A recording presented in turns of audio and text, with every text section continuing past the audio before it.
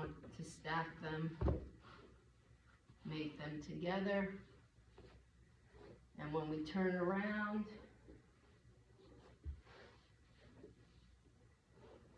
we're going to try to reach for the corners of the mat over our head.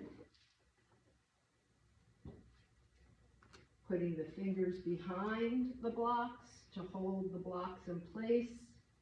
Bend your knees and begin to lay back on the blocks. They will tilt. Continue to lay over them. Support your head, cradle your head, keep your elbows together. Take your time here. So when you cradle your head, your thumbs are at the base of the skull, the medulla, and your fingers are all interlaced, and they're at the base, they're holding the whole skull. And again, I'll repeat, squeeze your elbows together while you are holding your head.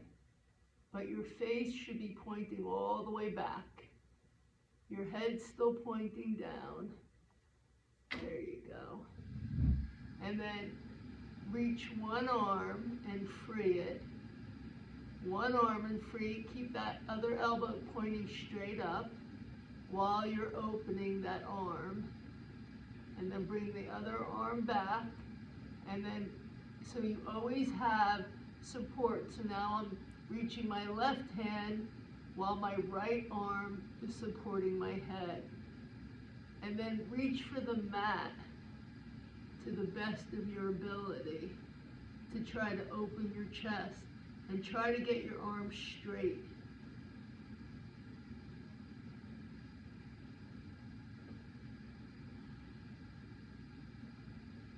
And then you can start to walk the arms together. It may just be about an inch or less.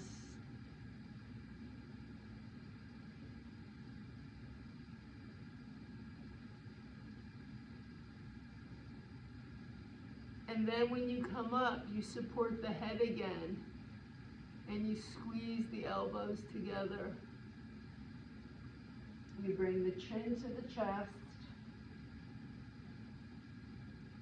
You place the hands on the floor or hold the sides of the mat, and you lift yourself up. You release the feet and you sit up.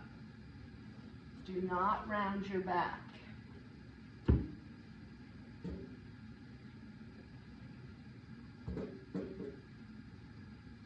From here, you lay on your back, bring your heels into your high knee, push on your tippy toes, and give yourself the opportunity to stretch your quad muscles.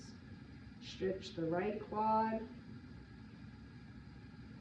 the left quad, pushing the knee to the floor, holding onto your ankles. Your back is on the floor.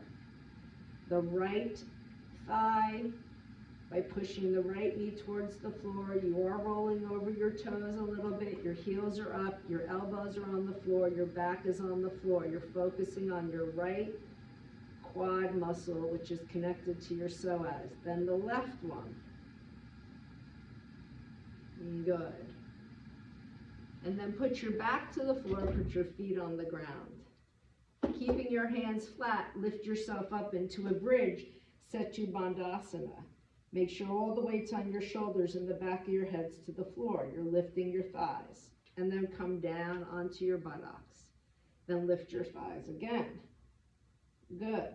And then come down onto your buttocks. This time, put your hands by your head and just push. The hands are pointed towards your feet.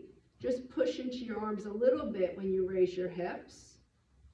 And see if you can slide to the top of your head. And then slide back and put your head flat on the floor. Keep your elbows in place. Do it again. Take a breath in, lift your hips and slide to the top of your head. Your elbows are bent and you're still on your head on the floor. Then slide right back down again. You can also point your fingers away and see if that works for you. Lift your hips. Good. Setu Bandhasana. And push away from your fingers to get on the top of your head. And slide back. Elbows stay up. This is a good direction to have the elbows stay up. Turning your hands back in. See if you can push up to the top of your head again by lifting your hips first. Yes. Slide to the top of your head. And then walk your hands in closer towards your feet. Not closer to your head, but towards your feet. Go on your tippy toes and lift up, straighten your arms. Straighten your arms, straighten your arms, straighten your arms. Push your hips up. And don't go towards your feet, go towards your arms. Try to get your head in between your arms. Lift up. Exhale, come down. Release.